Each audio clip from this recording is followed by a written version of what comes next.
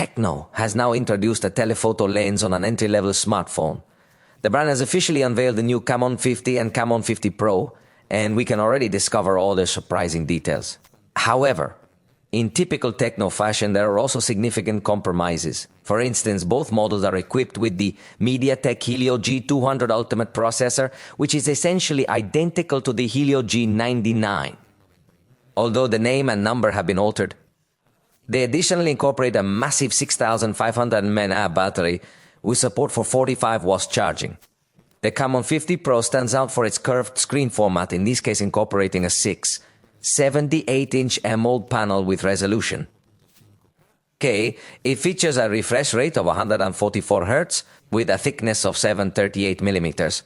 However, the standout feature of this Pro model is undoubtedly the telephoto camera.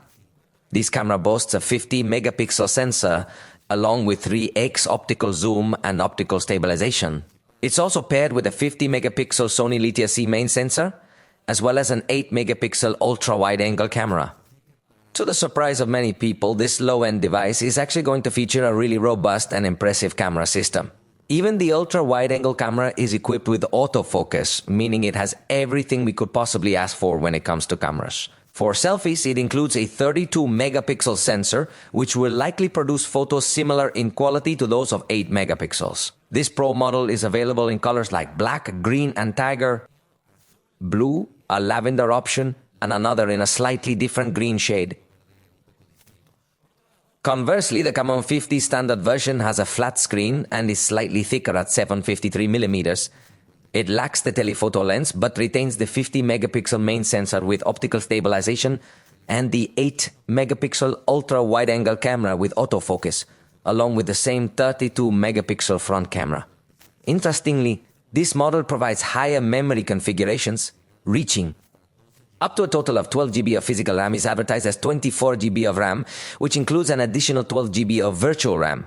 Interestingly, the Pro model remains at a total of 16 GB of RAM, which means it has 8 GB of physical RAM and 8 GB of virtual RAM. Maybe the Pro model uses faster RAM, so they reduced it to 8 GB, which is still good for its price.